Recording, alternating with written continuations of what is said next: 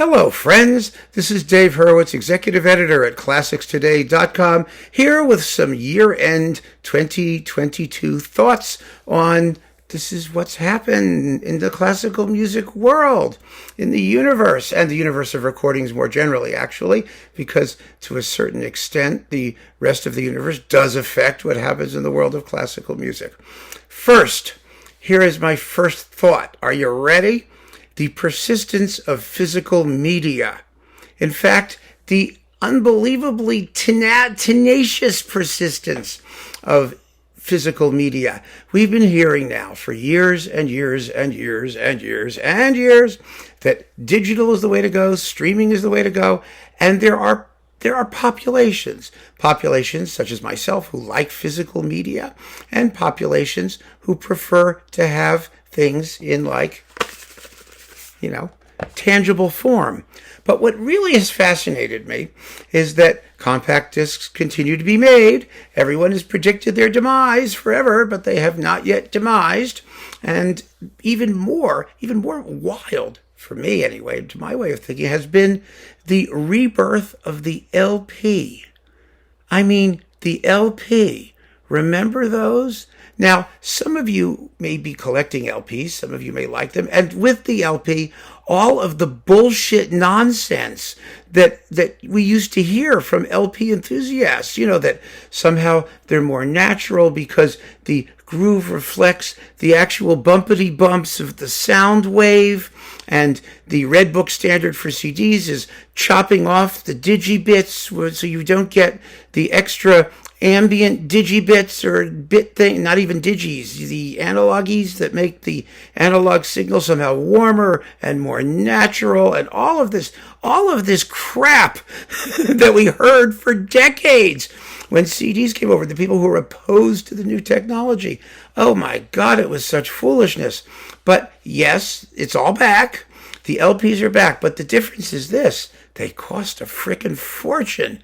I mean, who on earth is going to spend $40, $50 on a fragile piece of plastic that after you play it a couple times, your wonderful ambient analog bits are going to be worn smooth, and you're not going to have those mysterious transient ambient things that supposedly make analog so special? I mean, come on, folks. That was the whole point, right? And then, remember, you used to take an LP out of its plastic thing where the static electricity would stick to it, and you pick it out, and then you'd see this dust whirlpool form in your room, and the vortex would go, and coat your LP, and then you put it on again, and it would go, oh God, it was frustrating. Well, it's back, and people love it at prices that blow my mind. I have a very dear friend in Europe who has a studio quality turntable. Turntables are back, and he's got it listed for sale at 3,000 euros. I mean, it probably cost $1.75 back in the day, but he's selling it for $3, and he did it based on prices that he sees that people are actually getting, like on eBay, for turntables. Turntables! That's a thing, let me tell you. And of course, the classical music version of it is even a teeny tinier niche. But when I see new release sheets coming from the major labels, particularly, you see these LP things. And why not? Why shouldn't they do them? Because they make a fortune. I mean, it costs them something like negative 25 cents to press an LP, and they can sell it for $50. So yeah, I would do it too. It's just unbelievable. So that's one thing that has definitely been a trend. I mean, and I'm amazed by it. Absolutely stunned.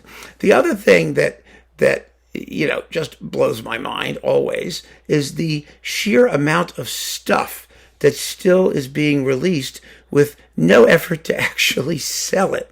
I mean, it used to be marketing and promotional budgets because people thought that records would sell, and so they put some money into selling them, and then people went and bought them.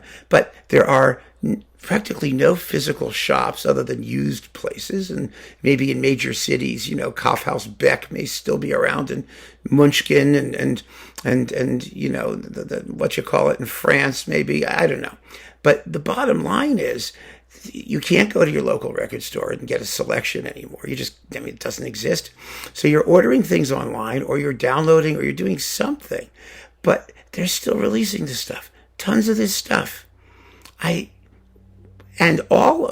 reason, quite frankly, is because most of it is solo material or self-produced by the artists, and the artists pay for it. There is a tremendous amount of money in performance, in live events of various kinds. Way too many, frankly, but it's out there. And so people scrabble together money. It's their personal funds, or they raise it somehow, or they get sponsors, or it's subsidized by the state, or whatever it is. There's money in performance. There is no money in recording and sales. But they make the recordings as an ancillary project. And so a recording is a calling card for an artist who's going to give a series of concerts, or it's some sort of vanity thing, whether it's the orchestra's producing its own stuff, or it's the state-owned radio releasing its own stuff. Everyone's doing it now because they're souvenirs. They're not thoughtful productions as often as not. And because they're not thoughtful productions, they are essentially random. You see, there was a time when a recording had a certain cachet because behind that recording there was a major artist considered interpretation that had matured over a long period of time. And this was supposed to be their shot at it. And the only reason they would get to do it again is if there was a technological change, like, the change from mono to stereo or something like that. But that's gone. That's gone because, first of all, half the time we don't know who the artists are. They're at any given time, there are only a tiny handful of great pianists, great singers, but we're getting everybody, people we never heard of. And they may be wonderful. It's not a question of quality. These people are superb quite often. But it's a question of marketability that we're talking about. So we don't know who they are, and they've got money, and they're releasing these things, and it doesn't represent a planned, considered interpretation that has matured over the years, that's being released all over the world and promoted as such by a label. Not at all. It's just, this is what we did next week. Next week, maybe I'll feel differently. Next week, maybe I'll do another one. Maybe I'll do 20 of them. Maybe I'll have 15 recordings of Beethoven's Fifth by the time I'm 12. That's what's happening now. You saw it, for example, with that dreadful Klaus Mikola Sibelius cycle. He's a young guy. He's talented. He has no business making a complete Sibelius cycle at his age. He just doesn't have the experience. He doesn't have the knowledge. Maybe he's like one of those unfathomable geniuses who can do everything, but I heard this in the recordings. He's not one of those. I can tell you that. And in another few years, he'll do another one. Why not? He's Finnish. They have to do Sibelius regularly.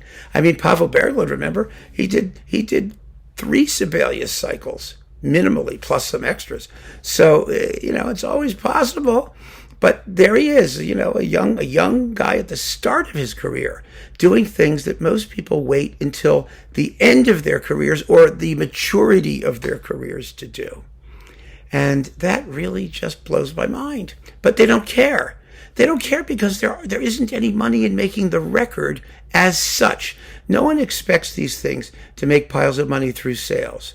But I will say, Decca, for example, they did get behind that Sibelius cycle because, they're trying to make a star out of the personality, not the music. And Sibelius, he's Finnish is Sibelius. He's popular and he's innocuous. I hate to say it because I think Sibelius is one of the great composers in history.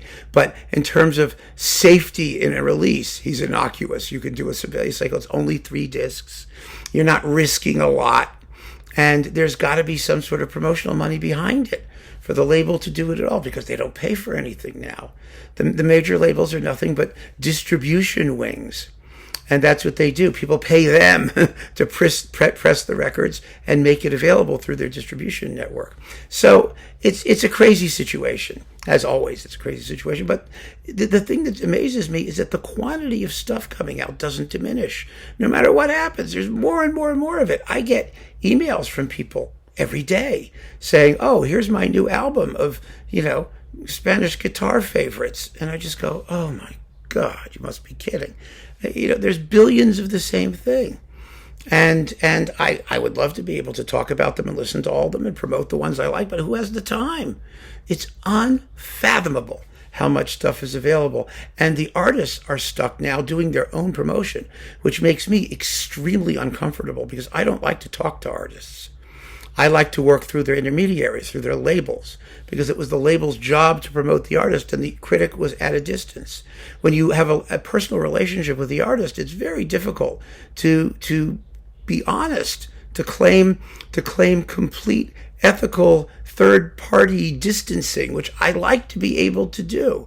I mean, there's some artists I do speak to because they've spoken to me, and they're nice people. The people like Leonard Slatkin and Ted Kuchar, and they're wonderful artists, and they happen to be really nice people, and we chat sometimes. But usually, if I don't like something, I will say so straight out, and they understand that. They're not kooky. Recently, I got an email from another artist who shall remain nameless, but who was an oft-times partner with Martha Argerich, who said, I have released a disc of my own stuff or my own performances, I forget what it was, and the label tells me I am responsible for promoting it, and I've looked at your YouTube, and I've decided that you are worthy of consideration of reviewing my disc. Well, I didn't answer. I just ignored it. But that's the kind of wackiness that we're into. Artists should never have to promote their own stuff. The inmates should not run the asylum. I'm serious. They should hire a publicist. They should spend the money. They should do something. But they should not be directly involved in speaking to critics. Of course, a lot of them are, and a lot of critics are flattered. And of course, they get a free something, like a disc or a whatnot, and they say something nice. And that's just terrible. It's horrible. It scares me to death. Then the last thing I wanted to mention is this fabulous trend we have to go back to the beginning. I remember I did a little talk about Liszt and how he invented the piano recital. The idea of a single artist with a single instrument and nobody else playing major works like Beethoven piano sonatas, things that were never intended actually as public performance works in the sense of an entire program all to themselves. Most of that stuff was written to be performed at home. I mean, the great works, they were not made for public recitals, especially of chamber music. So what do we have? We've gone back to that, and it wasn't what's his name? You know what I mean? The violinist guy. It wasn't Joseph Szigeti. It was the one before that, who's famous, his name will pop into my head momentarily, I'm sure. The guy who, played with Bartók and oh gosh, I can't remember anything. Anyway, he wrote a biography, and it was Szigeti. I'm talking about it was Joseph Szigeti. He wrote a biography where he talked about how in his day violin recitals did not consist of the Franck Sonata and these, Beethoven violin sonatas and things like that. They didn't. They were little opera transcriptions and paraphrases and sniglets and little bonbons, and you had to have a singer and you had to have a pianist, and they all had to do their solo bit too, and it was a potpourri. Well, this is what major labels are doing now. They're entirely artist-based. There were labels back in the, especially the independent labels, that were repertoire-based. What's an example of being repertoire-based? Well, Hyperion's Romantic Piano Concerto series. That's repertoire-based. They've done 85 discs of obscure romantic piano concertos played by artists, some of whom are famous, some of whom are not, but we don't care. We collect the series because of the repertoire, which we've never heard. That is repertoire-based. It's marvelous. And look at what Bizz did with composers like Tubin and Holmboe. And, they based it on the music that they were doing, not on the person who was performing the music.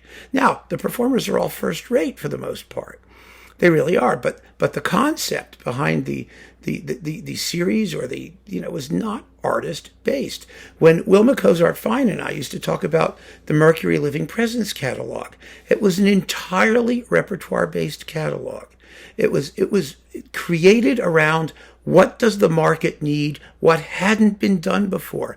And some of those things that hadn't been done before now are done every 5 minutes, and it was a wonderful thing. The complete Tchaikovsky ballets, things that nobody played, the Tchaikovsky orchestral suites, the stuff that Antal Dorati was willing to do that other people would not do.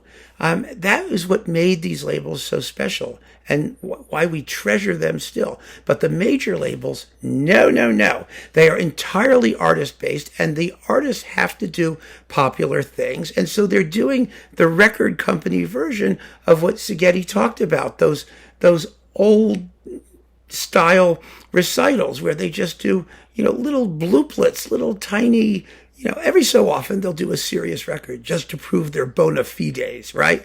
To show that they can. They'll take some popular concerto, but quite often with a second-tier orchestra and a no-name conductor. You're not getting people doing these things at the Berlin Philharmonic anymore, are we? They don't. The New York Philharmonic, God forbid, an American orchestra, just often is not. No, we don't. What they do is little preludes and bitlets and pieces and thingies, and they have a theme. The theme, the enchantment of the evening. And it has nothing to do with the music that's on the disc, but it doesn't matter.